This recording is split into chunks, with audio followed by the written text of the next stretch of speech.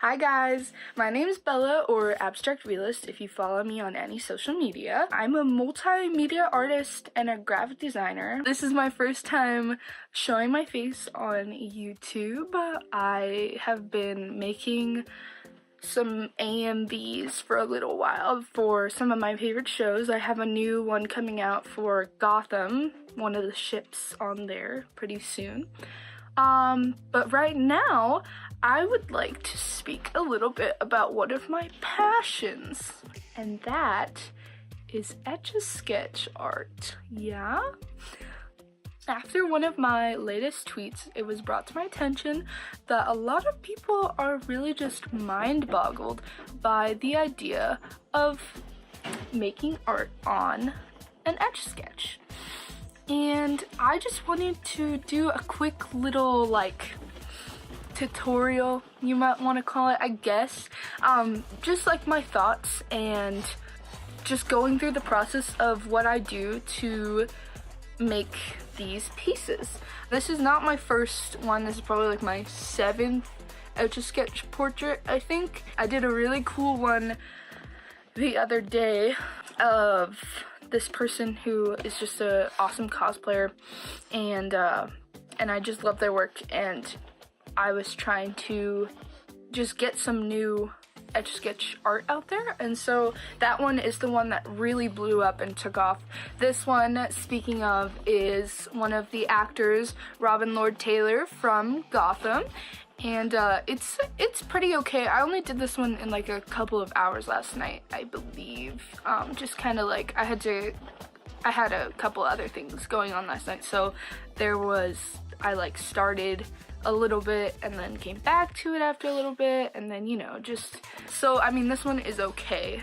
It's probably, it's better than some of my older ones. The other one I did the other day was I was so proud of that one. I thought it was really great, and of course that's the one that took off, so that made me really excited, and made me just kind of want to put together a video so that if any of you guys are interested in what I do to make these portraits, maybe you can become an Etch-A-Sketch artist yourself one day. Maybe this will inspire you to go out and try this new medium, It's really cool. The way that these work is there is a little film of this aluminum powder, and you turn these little knobs and it moves these rods horizontally and vertically to create these pieces, right? It's just really cool. I did a little project on Etch-A-Sketches a few years ago and got to learn about all the different pieces and ways that this little machine comes together to create these pieces. Another thing about this is that one of the biggest mistakes I made when I first started etching was I didn't know how to properly erase the Etch-A-Sketch. It obviously isn't that hard to understand, but it was one of those things where I just kind of shook it around and was oh, I'll just get rid of it however I want to, But now that I know about the aluminum powder and how this etches scrapes off the aluminum powder, so that aluminum powder, falls off into the bottom and just kind of or wherever it falls off to. I don't know if it's actually like that, but it just gets scraped away, and then there's some beads that kind of keep it even and everything. But what you're gonna do to get a very clean erase is you're gonna turn it upside down like this, right? And you're gonna shake it just kind of back and forth or side to side, and you're gonna get that clean erase, because all this aluminum powder is gonna fall back into the little crevices where you had scraped it off. And there you have it. Look at that, a fresh canvas to etch on. My first etch, I believe, was a Michael Jackson portrait about maybe 3 years ago, and it wasn't all that good. It kind of resembled him, but there were a lot of details where the proportions were off, or there was a little too much etching in some places, so then it just took away from just the base of the portrait. One of the things I did with Michael Jackson's portrait was I etched too many lines near his chin area, and it looked like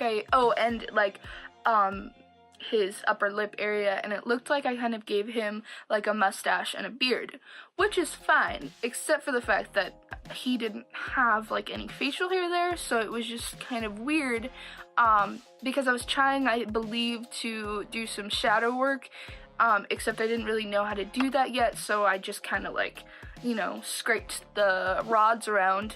It just didn't turn out right. So now what I do is I try to do just kind of the more basic features. When you're picking pictures, try to pick ones if you want to do a lot of shadow work, then like you can pick pictures with shadow work and practice on those. But if you're just starting out and you'd like to try to make life easier for yourself, I would pick pictures that are that have like a front angling of light and stuff like that, because it just makes everything easier.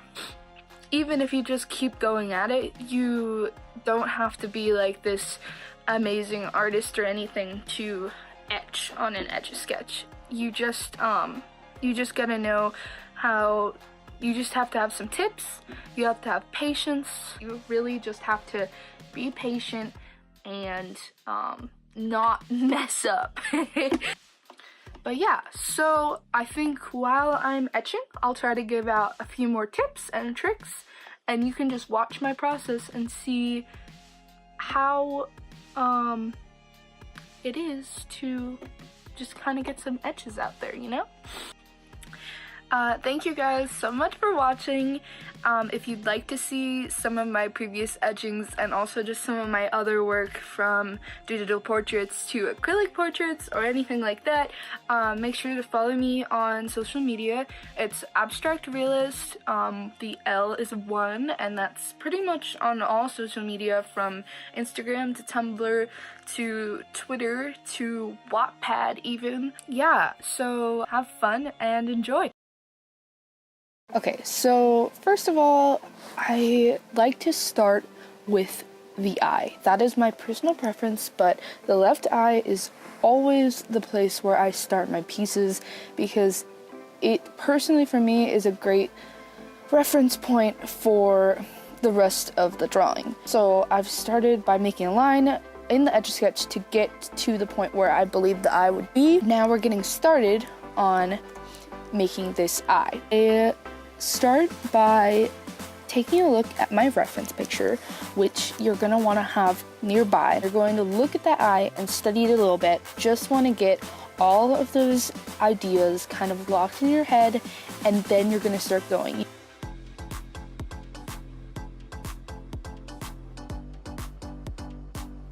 You also want to be strategic about where you finish certain etchings, because the way that I explained about the aluminum powder and how it kind of gets taken out by the needle, the aluminum powder also kind of gets pushed into places that you may not want it to go.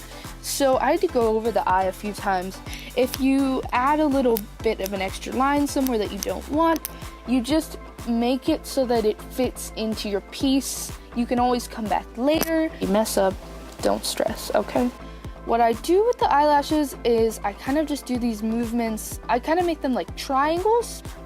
So now I'm taking the natural course of where I feel like I should go next.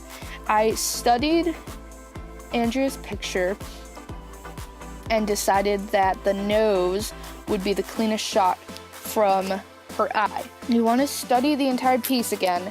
Make sure you're just kind of looking and studying and seeing which pieces connect through shadows, through eyelashes and eyeliner, through hair, through the face. I mean, there are so many components that you can use to connect things. I usually connect my eyes to my eyebrows, and then back down to the eyes and to the nose, and then the nose always to the mouth.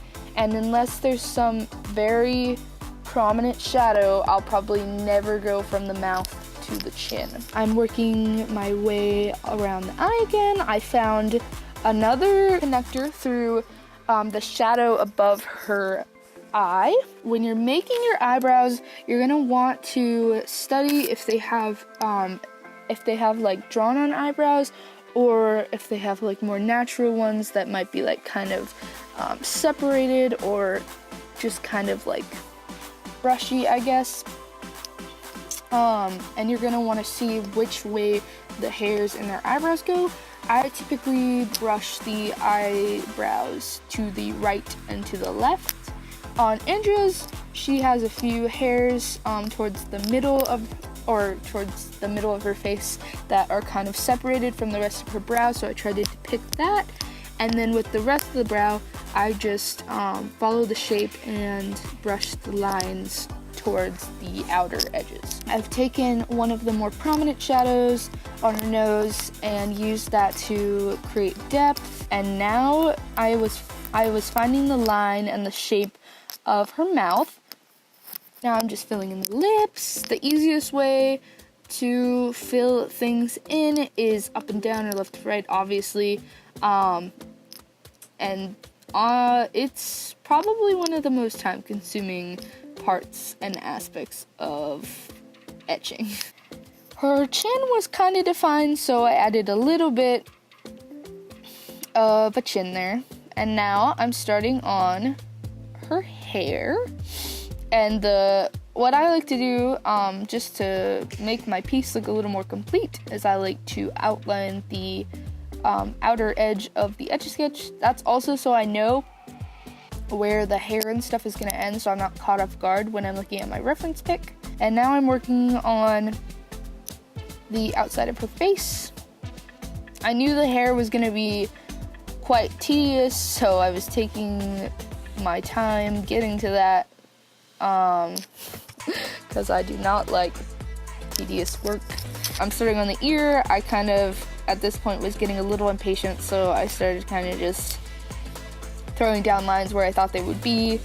I tried to give her cheekbones a little bit of a shadow because she had, or has, blush on in that picture and pretty defined cheekbones, so it didn't really register too well, just because there's not much of a difference between her hair and her cheekbone blush, unfortunately. So it kind of blends in, but it definitely adds to the whole picture. It doesn't really take away. So with hair, it just takes forever, and you gotta live with it, honestly. You should try to start your hair from the roots and go all the way down and all the way back up, because hair doesn't start from wherever. It starts from the roots, obviously, and it's just gonna look more realistic if you start your hair as close to the root as you can. I definitely like to do my etching in sections. So with the hair, I was definitely doing it in sections, and then of course, along with the following of the line, I'm always doing the face in sections. If you ever feel like you've lost the little thing that actually etches everything out, it's a little hard to spot sometimes, but if you look for it, there's a little like white mark. That's what you're looking for, just this little white dot.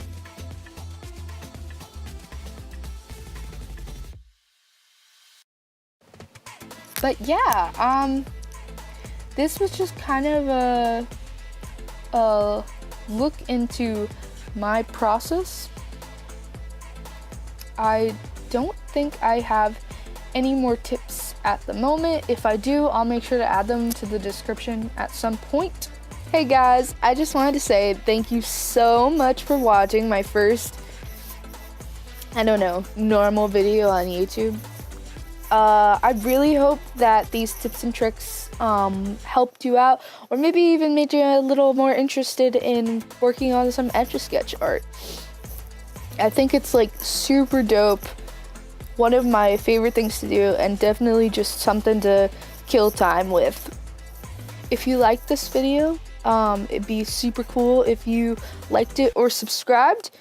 Leave a comment if this video helped you in any way, or if you have any comments or questions. I'd love to hear, and I always respond if I have time. So yeah, just let me know what you think, and have a good rest of your day. Bye.